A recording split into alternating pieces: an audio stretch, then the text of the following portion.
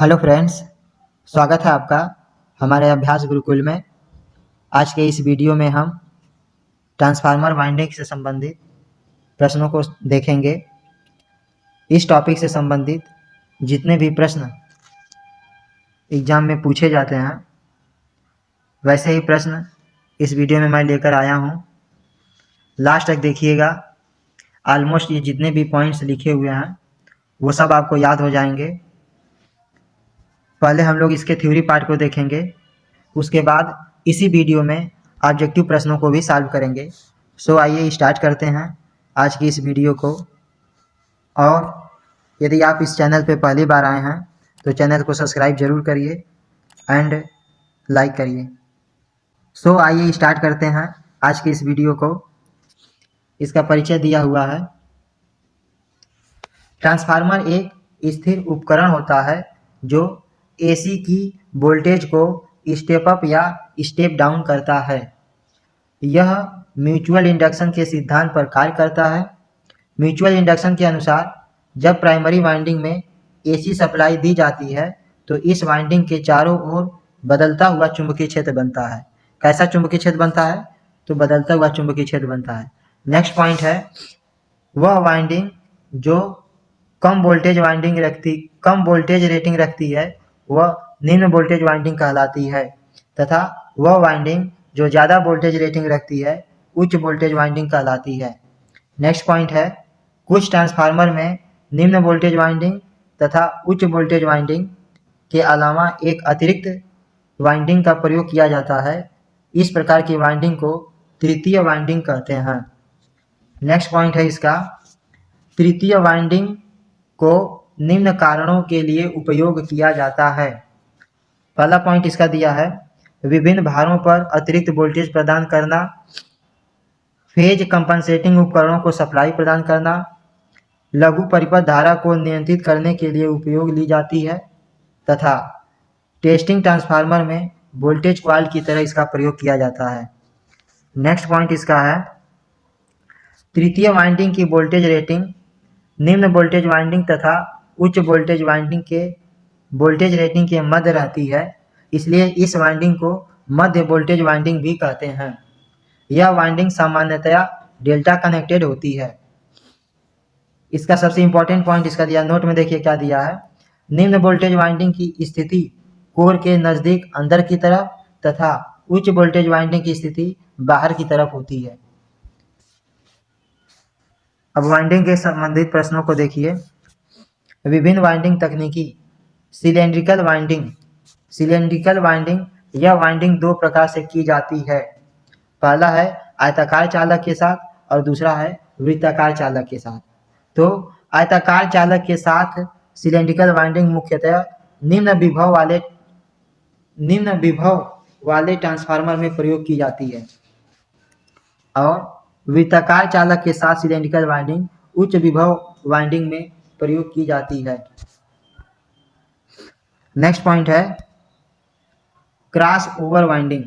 Cross over winding क्या होती है? इस प्रकार की वाइंडिंग छोटे ट्रांसफार्मर में उच्च विभव की तरह प्रयुक्त की जाती है। ये इसका चित्र दिया हुआ है, चित्र को भी ध्यान में रखिएगा, कभी कभी चित्र से भी प्रश्न पूछ लेता है। नेक्स्ट पॉइंट है हेलिकल वाइंडिंग। इस प्रकार की वाइंडिंग उच्च धारा तथा निम्न वोल्टेज वाइंडिंग के ट्रांसफार्मर में प्रयोग की जाती है। हेलिकल वाइंडिंग का चित्र दिया है, यह एक सारणी दिया हुआ है दोस्तों, इसको आप लोग ध्यानपूर्वक देखिए। सिलेंड्रिकल वाइंडिंग वृत्ताकार चालक के साथ, तो इसकी वोल्टेज रेटिंग जो होती है वह 5000 केवी से 10,000 केवीए तक होती है, और वोल्टेज 33 किलो वोल्ट तक प्रयोग किया जाता है। नेक्स्ट है आयताकार चालक के साथ सिलेंड्रिकल वाइंडिंग का प्रयोग कब करते हैं? 5000 केवीए से 8000 केवीए तक प्रयोग करते हैं, और इसकी वोल्टेज जो होती है वह 6 केवी तक होती है। क्रॉस ओवर वाइंडिंग जो है 1000 केवीए तक प्रयोग की जाती है, और 33 किलो वोल्ट तक वोल्टेज रेटिंग होती है इसकी। हेलिकल वाइंडिंग क्या होती है? 160 से 10,000 केवीए तक के ट्रांसफार्मर में हेलिकल वाइंडिंग प्रयोग की जाती है और इसकी वोल्टेज जो है 15 केवी तक होती है और कुछ समय के लिए 33 किलो वोल्ट तक भी होती है। सतत डिस्क वाइंडिंग 200 से 10,000 केवीए तक प्रयोग की जाती है और 3.3 से 220 किलो वोल्ट तक होती है। नेक्स्ट पॉइंट दोस्तों इसका है, अच्छा अब ऑब्जेक्टिव प्रश्न स्टार्ट हो गया है। ऑब्जेक्टिव प्रश्नों को आप ध्यानपूर्वक देखिए, जो भी एग्जाम में प्रश्न आए हुए हैं इसमें हम इसको समाहित किए हैं, तो आप लोग ध्यानपूर्वक सभी प्रश्नों को देखिए। ट्रांसफार्मर वाइंडिंग की डिजाइन में किस महत्वपूर्ण बिंदु का ध्यान रखना चाहिए? क्या दिया है? ट्रांसफार्मर की वाइंडिंग डिजाइन में किस महत्वपूर्ण बिंदु का ध्यान रखना चाहिए?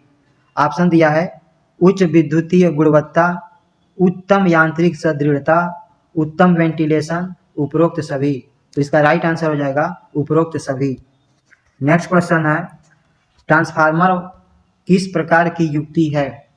ऑप्शन दिया है गतिक विद्युत चुंबकीय युक्ति, स्थैतिक विद्युत चुंबकीय युक्ति, गतिक व स्थैतिक विद्युत चुंबकीय युक्ति, या उपरोक्त में से कोई नहीं।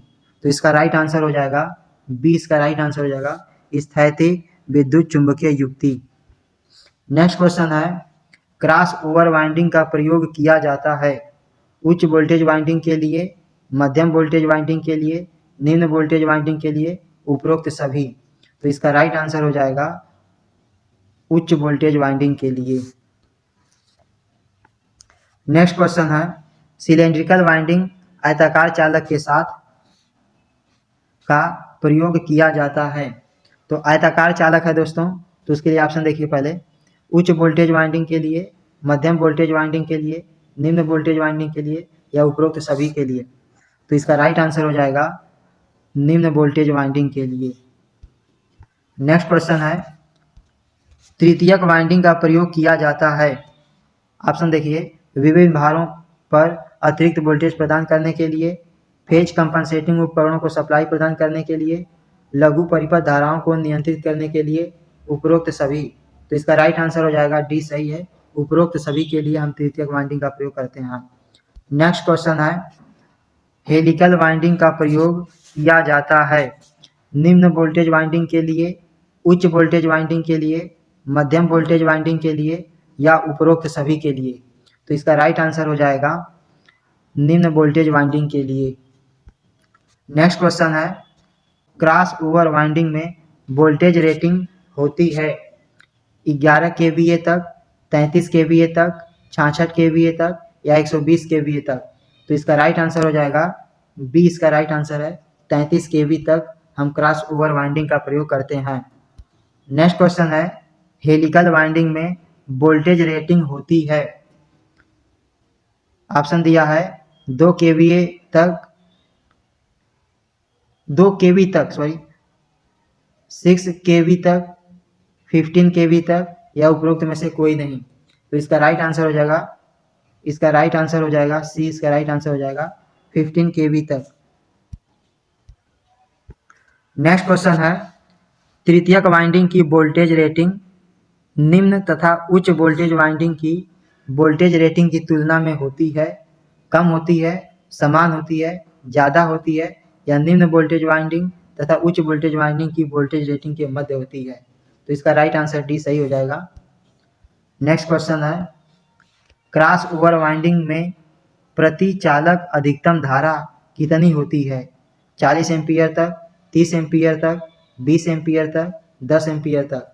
इसका राइट आंसर ए सही हो जाएगा 40 एम्पीयर तक। लास्ट क्वेश्चन है दोस्तों, सतत डिस्क कॉइल प्रकार की वाइंडिंग का प्रयोग किया जाता है। सतत डिस्क कॉइल प्रकार की वाइंडिंग का प्रयोग कहाँ करते हैं? तो निम्न वोल्टेज वाइंडिंग के लिए, उच्च वोल्टेज वाइंडिंग के लिए, मध्यम वोल्टेज वाइंडिंग के लिए, या उपरोक्त सभी। तो इसका राइट आंसर बी सही हो जाएगा, उच्च वोल्टेज वाइंडिंग के लिए हम सतत डिस्क कॉइल का प्रयोग करते हैं। दोस्तों इस वीडियो में इतना ही, मिलते हैं नेक्स्ट वीडियो में, जब तक के लिए जय हिंद जय भारत।